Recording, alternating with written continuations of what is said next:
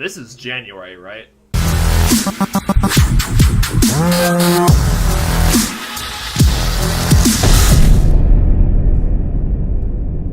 Oh my goodness, Andy Serkis's kid's career is off to a really good start. Actually, no, I went on IMDb and he's been in a few other movies aside from this. Anyway, it is TVB and it's a real shame.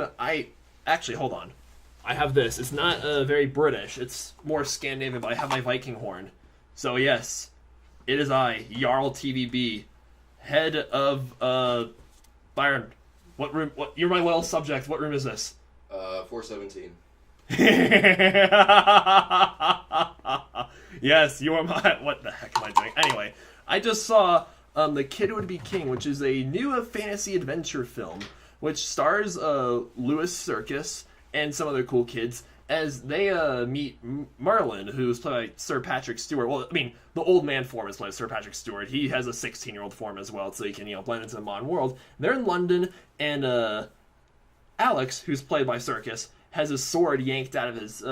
he comes across the sword in the stone, like that's, the one that's depicted in Arthurian legends, and he yanks it out. That makes him king, and now his ancestor's evil stepsister, Morgana, is coming out from the underworld to wreak havoc on the UK, and now it's up to him and his new friends to stop her. So, I went into this movie with very open-minded expectations. It's a January movie. January is notorious for having terrible, terrible movies. But at the same time, there's been some good January films as well.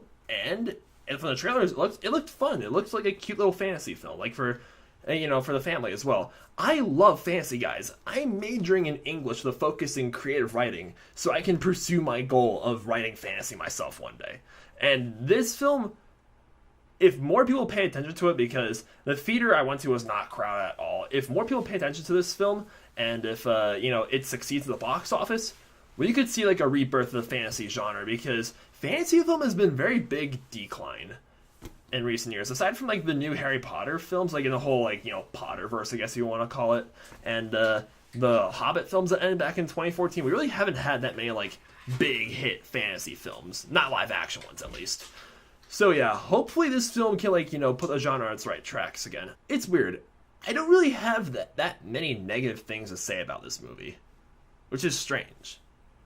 I can't really say I was on the edge of my seat just having a ball the entire time. But I'm saying that there's really nothing much to pick at either. The special effects were good.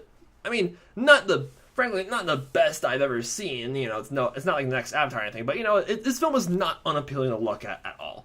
When there's action scenes, when, monsters are coming out of the earth, and when, the Lady of the Lake is giving Excalibur back to Arthur and taking it away from him, that looks nice. And yeah, Sir Patrick Stewart, as a Merlin, doing spells. It's so funny with the hand movements that the wizard makes to make stuff happen. It's like I can't even do because I have terrible hand-eye coordination.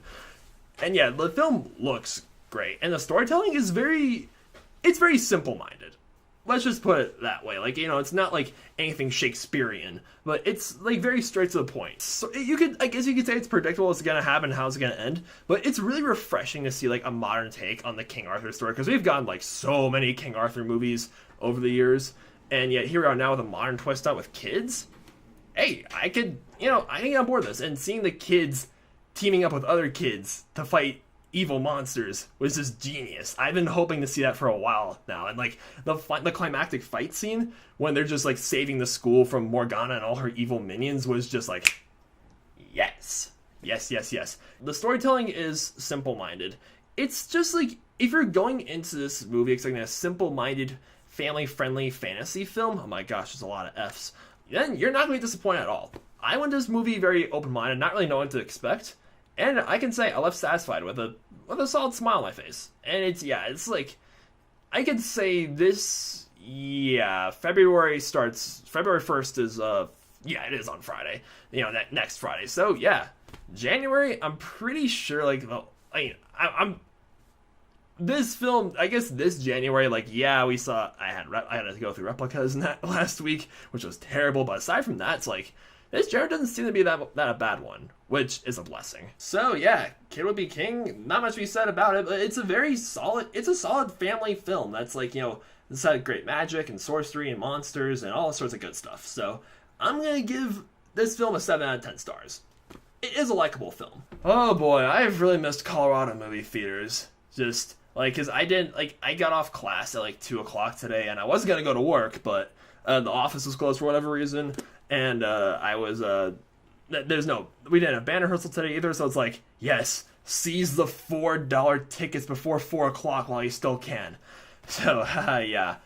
So, I mean, I wouldn't call myself a cheapskate, but $4 tickets, sometimes you just gotta ask, what would a cheapskate do? Anyway, thank you guys a lot for watching. And this January, tell me, since January is known for terrible movies, what horrible films have I missed?